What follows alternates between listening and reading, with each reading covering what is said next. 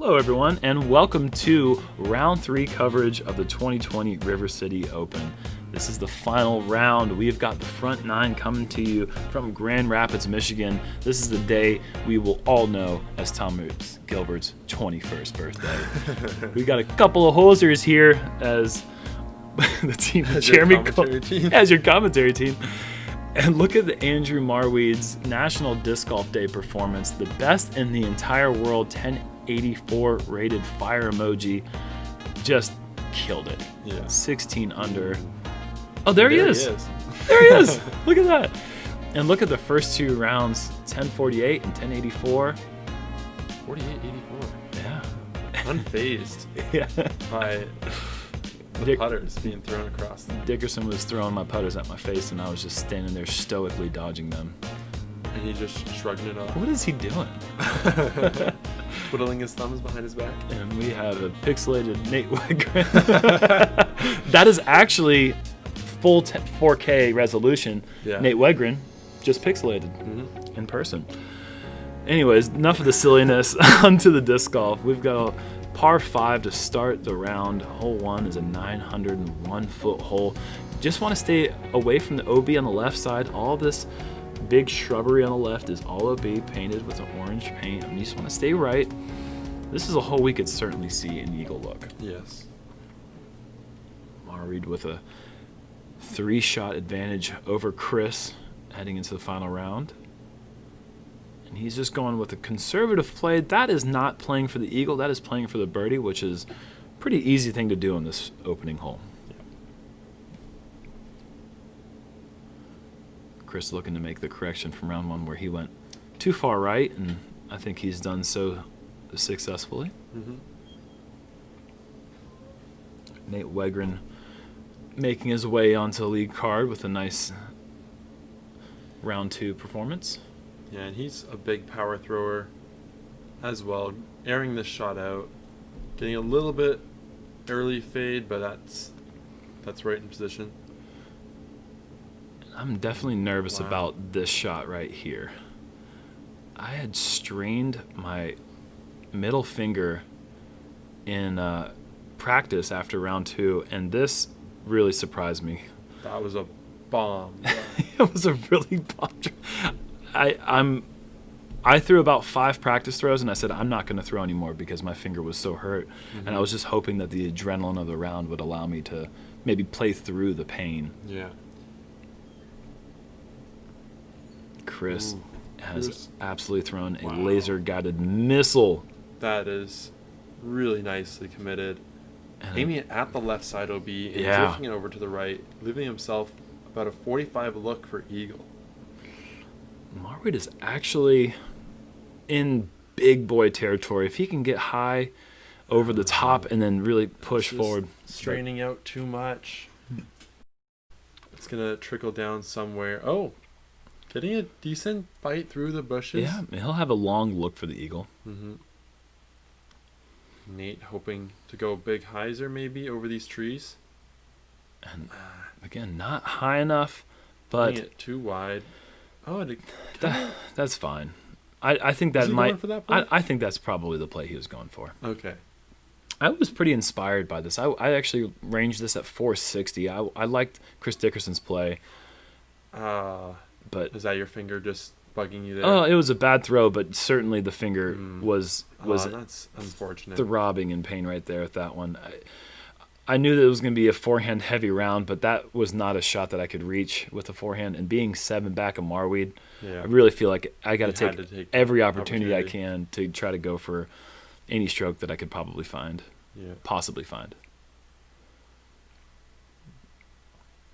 And even that was a little bit tender, honestly. But still up there in tap-in range for your par. See how good of a run Andrew gives this eagle bid.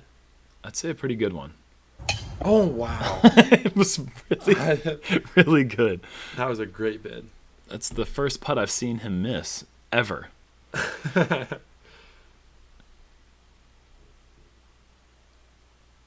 And Chris, unfortunately, that is off. The eagle has not landed on hole 1, and there were no eagles on this hole the Very entire surprising. event. Yeah, very surprising, exactly.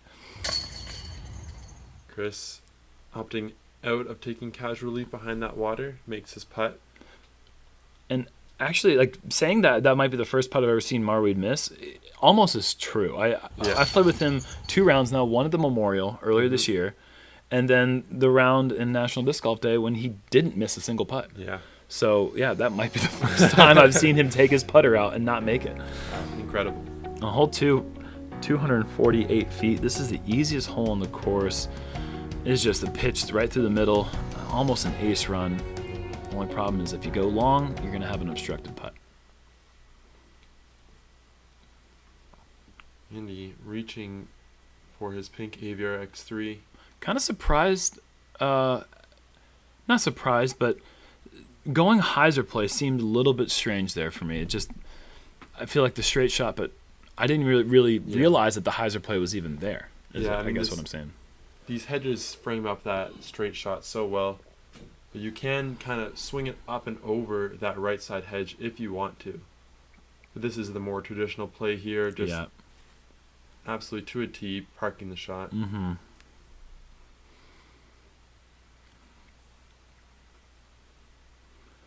And Wegryn off early, catching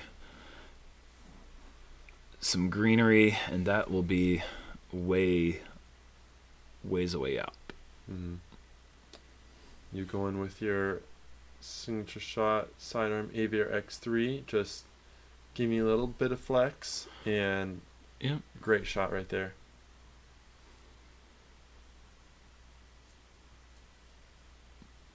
Nate from, let's call it 70. Trying to give it a run, but has a nice short putt there for par. And picking right back up where he left off on round 2. Another pushing the back edge of the circle putt made from Marwede. He is doing really well from that distance. That can be one of those exhausting putts if you find yourself at 28 feet, 29 feet, 30 feet, over and over again, or at the back edge of the circle, and that's not going in. That can be a really tough thing to do. Yeah. And Dickerson tapping in his birdie. And Marwede and Chris, both perfect through the first 2. Again, it looks a lot like round 2. As we move to hole 3, 325 feet. A couple different plays here. There's a forehand out and around that we see Marwede play. There's the hyzer around the trees. There's the low ceiling straight shot that we see Chris Dickerson throw. And Andy going for that wide hyzer out and around the trees. And this was so good, and it still is really good, but it was surprising to see him hit that last tree. Mm-hmm. Yeah, Chris just going for that I love straight this play. shot. That is, I think, the best play on the hole, Mm-hmm. and skipping off right underneath the base of the pin. My normal play is the backhand hyzer, but I did not like the prospect of having to throw a big hyzer shot with the way my finger was feeling, so I went with just the touchy roller. Wow. Going with your Roadrunner. Uh-huh. Getting a perfect flip right at the right time. And that's going to leave yourself maybe like a 25-footer? Yeah. That's a great shot. Really controlled there. Thank you.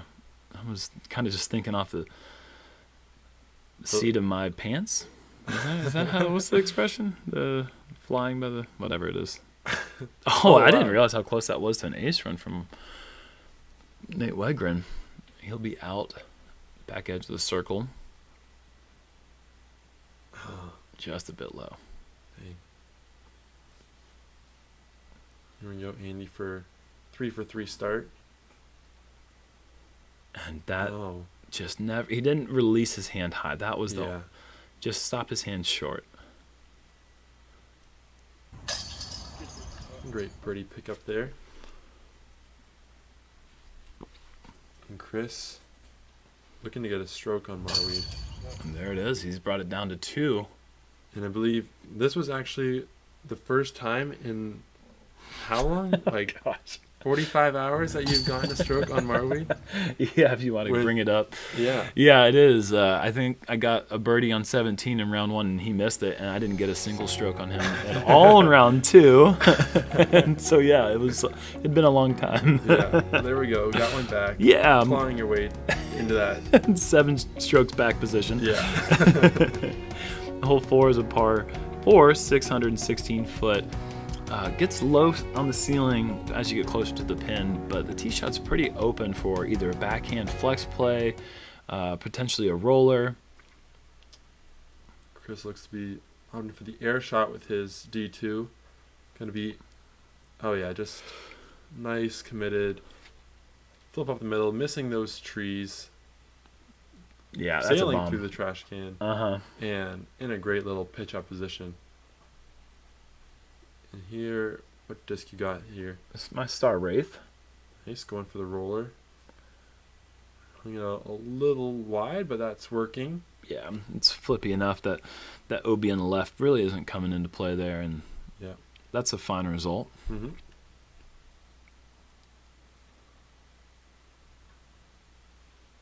Andrew with his flippier distance driver, hanging it up over those trees. Getting way down the fairway. Yeah, nice shot.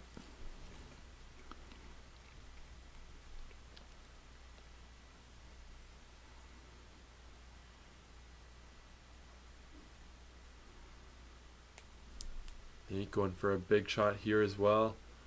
Getting the turn that he needs. Cruising well over the cameraman's head. And that is in a great position as well. Mm-hmm. You asking? I don't know what I was talking about. Who knows these days? I'm going to AVRX3, trying to go straight at it. Ooh, sneaking into that branch. And, oh wow, just such good speed control coming into that green.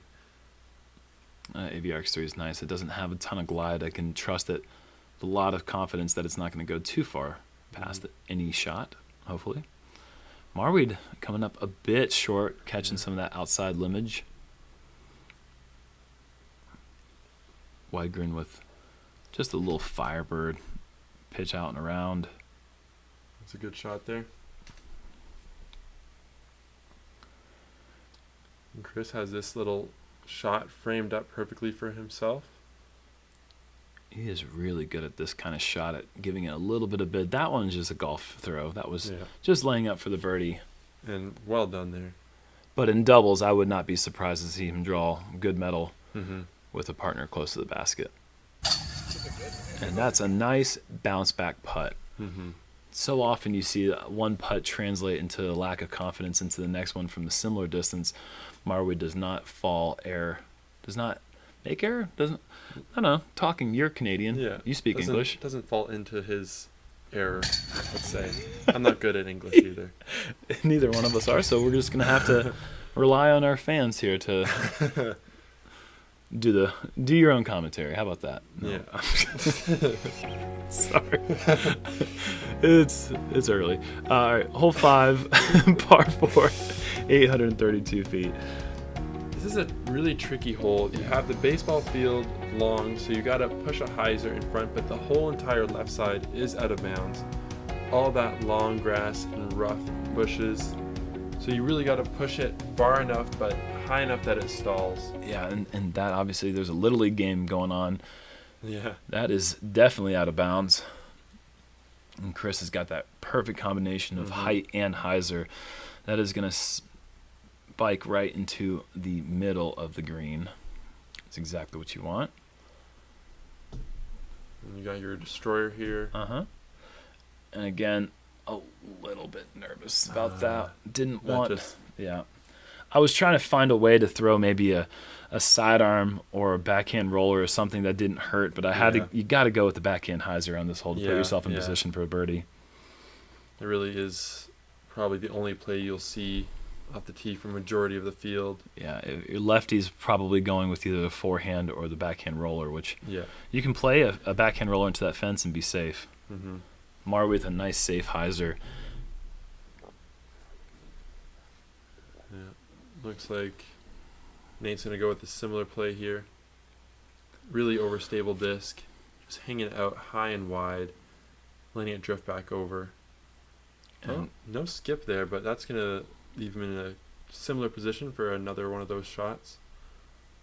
A little bit low ceiling here, actually, with that hanging branch. Yeah. He goes super out wide. and around it. Yep. Maybe just laying up there. And this is a tricky hole. This is the hardest hole on the course, playing at almost half stroke above par. Taking a meter off that fence. You can just see yourself grimace in pain there. Yeah, being that this was yesterday, I still feel the pain of it. My finger is swollen up today and did not like me throwing backhands. And I said to myself, I get one, maybe two more backhands left for the round off the tee. This looks like a nice shot here, straightening up midway through the flight. Oh, so good. Oh, getting a perfect so skip good, yeah. Wraps the pole.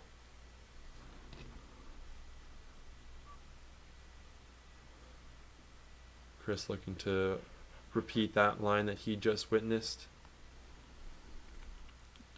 I'd say he's done so. This is wide enough to avoid the low ceiling there and enough speed to check up. Oh, wow. There. Great shot. And that is shot for shot right there for our 2 leaders.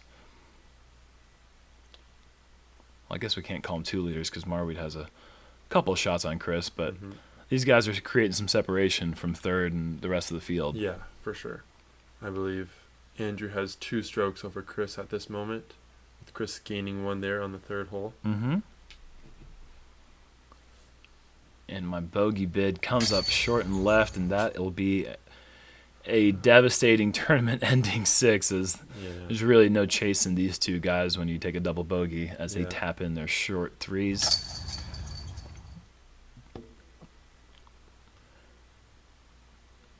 And to that point, I was happy with the 3 down through 4, kind of getting away with 1 bad shot on 5 with a par, but that right there brings me back to 1 under, and these guys are 3 and 4 under for Andrew and Chris. Wow. As we move to hole 6, 694 foot, par 4. I want to drift a little bit right of that tree in the gap that we just passed through. Get about 430 to 440 off the tee would be ideal, setting yourself up for about the 270 approach to the green with OB left the whole way down. Chris going with a D1, and this needs to hit. That's got to, there's that OB on that left side. And Chris. That's a big error there by Chris. The perfect round it's over. Yeah. Yeah, this fairway really, it lets you err off to that right side because you'll have an easier forehand approach, which actually is nice going to this green, being able to play away from that OB. And Andrew, I believe, will like that position for that play. Yeah, that was exactly how you draw it up there.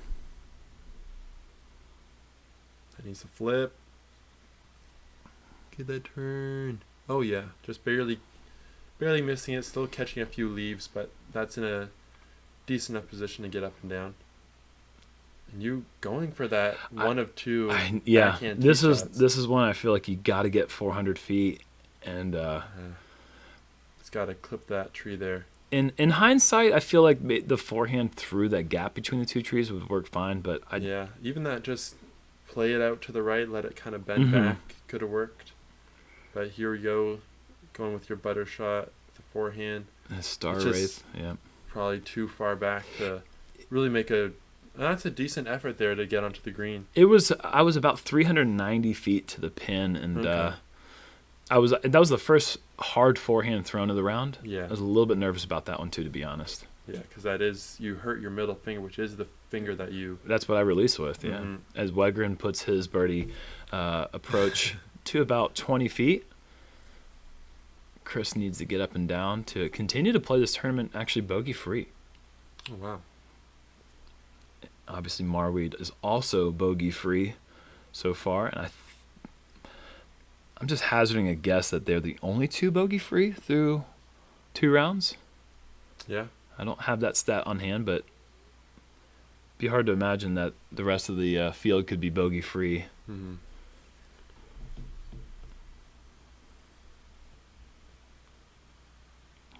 from about 40 and never had a chance. Just low. Marwede from just inside the circle for his birdie and continuing that really nice, confident putting stroke as he collects his birdie. And Chris remains bogey-free, saving the par. Yeah, really important save there. Nate for his short cleanup of birdie. Nice putt.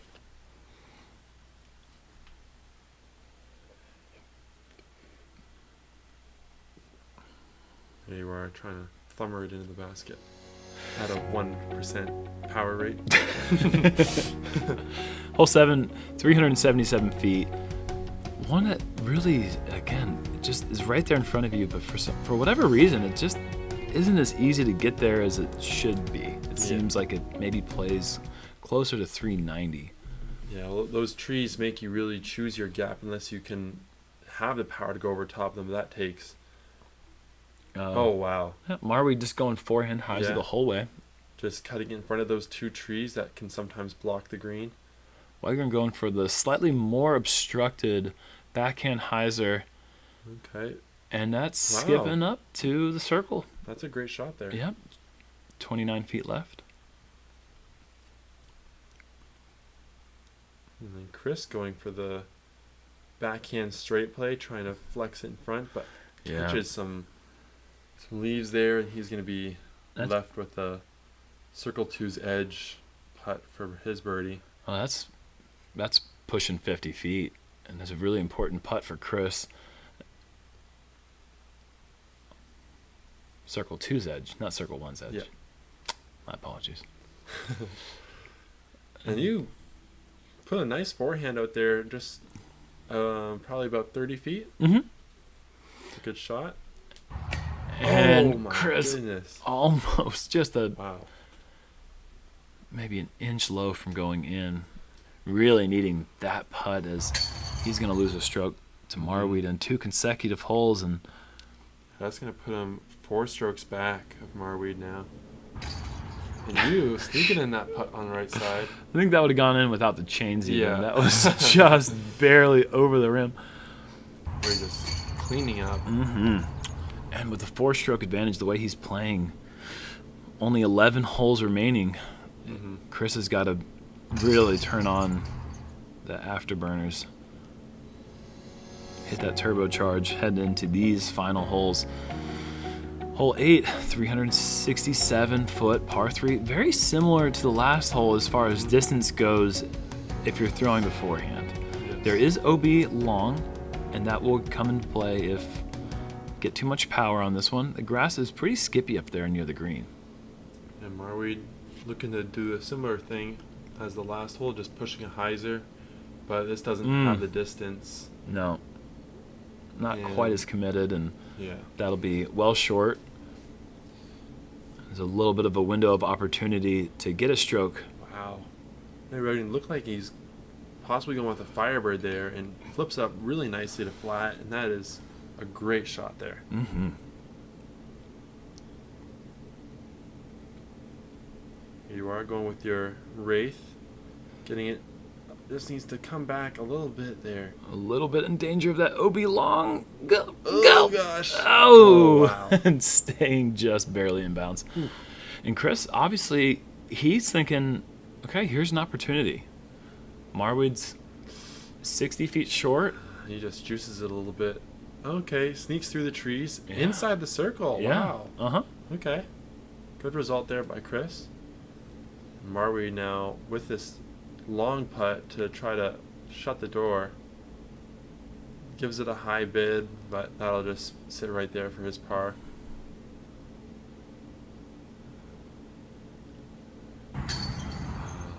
Just off to the right side there for yourself. Mm.